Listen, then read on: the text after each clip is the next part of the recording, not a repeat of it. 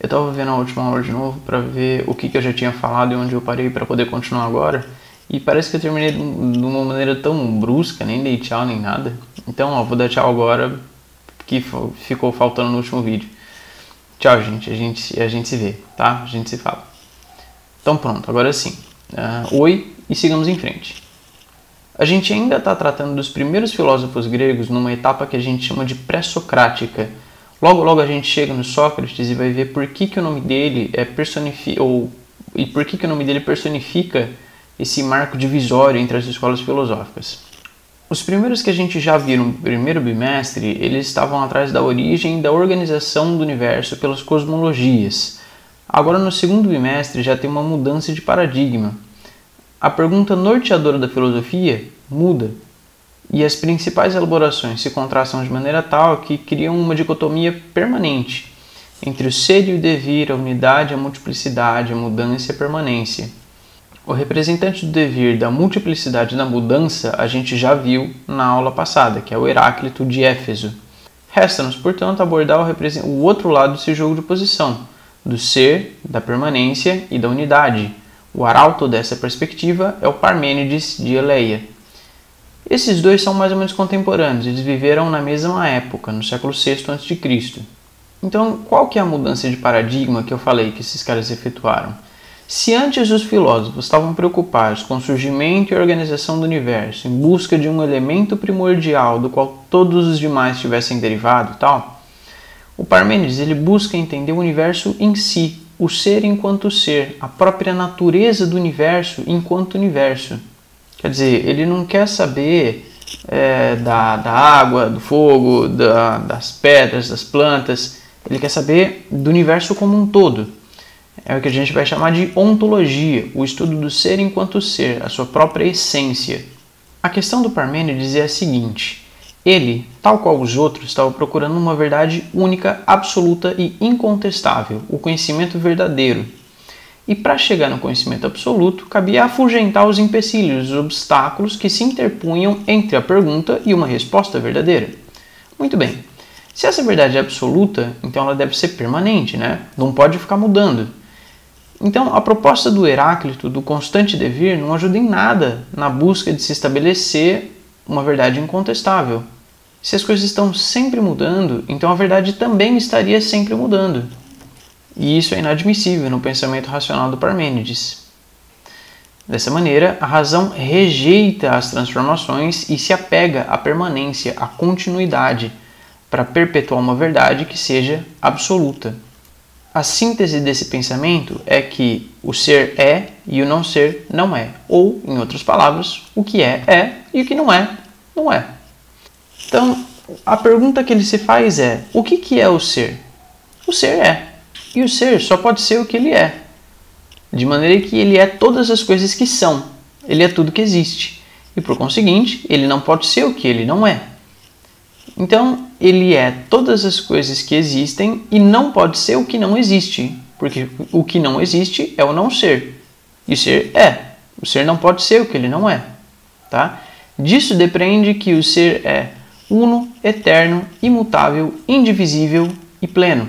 Ele é uno, quer dizer que ele é único, não existe nada além do ser, só existe um. Porque se existisse mais de um, a gente teria que admitir que um não é o outro, né? E se eu aceitasse que existe algo que o ser não é, então eu aceito a existência do não ser. E isso é inadmissível pela razão. O ser é e o não ser não é. De modo que não ser não existe. Só o que existe é o próprio ser, que é uno. E é uno porque não pode haver outro, uma vez que isso implicaria na existência do não ser. Entendeu? Mas como a gente explica as coisas que a gente vê que são diferentes no mundo? A gente vê que uma árvore é diferente de uma pedra, que é diferente de um cachorro, que é diferente de um peixe, que é diferente de uma porta, que é diferente de mim ou de você. Admitir que essas coisas são diferentes entre si é dizer que elas são uma coisa e não são todas as outras. E isso implicaria, portanto, na existência do não ser, algo que essas coisas não são. Logo, as diferenças que a gente vê no mundo são ilusões provocadas pelos nossos sentidos. E a gente tem que usar da razão para afastar essas ilusões se a gente quiser chegar na verdade. porque a verdade só é acessível pela razão, e a razão desconsidera a existência do não ser. Então é por isso que o ser é uno. E ele é eterno porque ele é, né?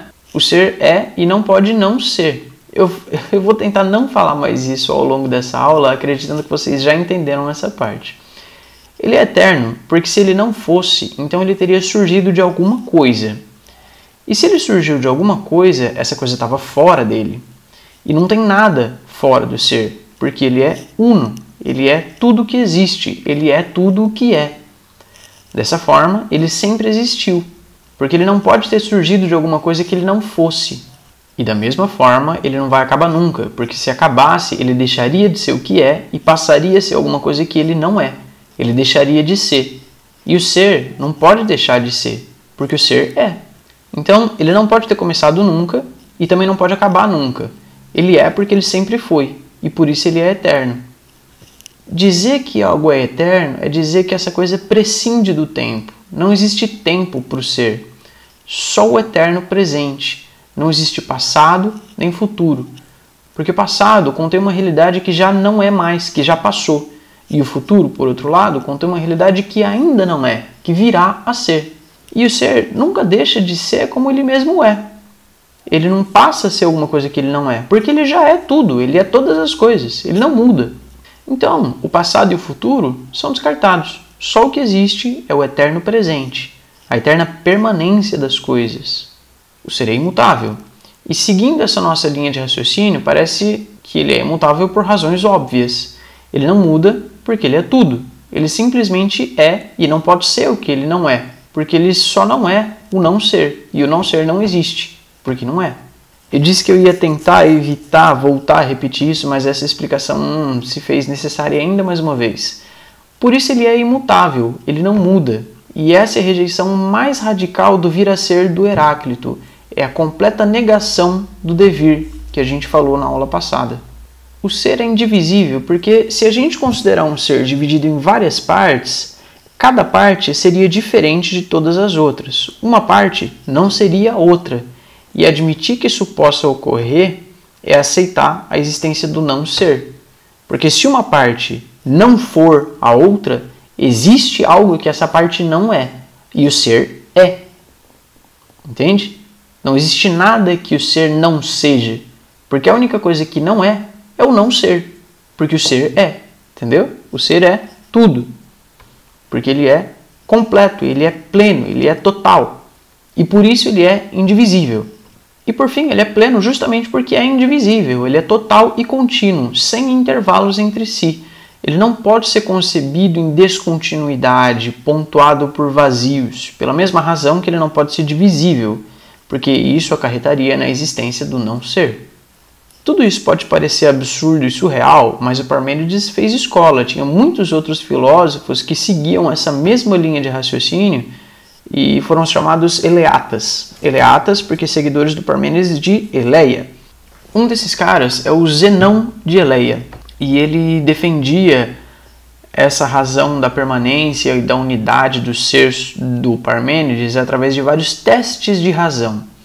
Ele argumentava, por que pela razão as coisas de fato... as transformações que a gente vê na natureza são ilusões, porque a razão não aceita essas transformações. Pela razão, todas as coisas estão em constante permanência. E ele dá alguns exemplos disso. Ele explica racionalmente por que eles têm razão. Por que esse ser é eterno, imutável, indivisível, tarará. E sobre esse cara, sobre os paradoxos do Zenão, a gente vai falar na próxima aula. Até lá, vão se cuidando e a gente se vê com sorte na próxima semana, na nossa videoaula online, Tira dúvida. Que a essa altura vocês já entenderam a lógica do negócio, Como que vai ser? Uma semana videoaula, que eu vou postar e mandar para vocês, e na outra aula tira dúvida. Aí na outra videoaula de novo, e na outra tira dúvida de novo. Até, sei lá quando, Deus sabe quando. Até a gente voltar para a sala de aula, ou enfim, acontecer alguma coisa diferente. Então até novas instruções, novas orientações, a gente segue dessa maneira. Eu espero que esteja ficando claro. Leiam o texto da apostila, porque é sobre ele que eu estou falando. Esses assuntos estão contidos na apostila que vocês têm, então é importante que vocês leiam, para daí sim pegar a minha explicação e aí sim fazer as suas anotações, ou enfim, as anotações independem da ordem, né? Mas é importante que vocês façam anotações no texto ou da aula e comparem essas três coisas, tá? Se for necessário, assistam outros vídeos para ir somando esses conceitos e comparando as explicações para vocês formarem a ideia de vocês sobre esse assunto. Eu preciso que vocês entendam essas coisas, tá? Da maneira como for melhor para vocês. E a gente vai discutindo os métodos que vocês estão usando, se forem efetivos ou não, enfim. Só que para isso a gente tem que conversar, tá? Então é importante que vocês apareçam nas aulas Tira Dúvida, até para a gente acompanhar como tem sido esse processo todo para vocês, tá? Então é isso aí. Agora eu vou dar tchau para vocês para não precisar me retratar no início da próxima aula. Então, tchau, gente. A gente se vê, tá? Na outra semana. Até lá.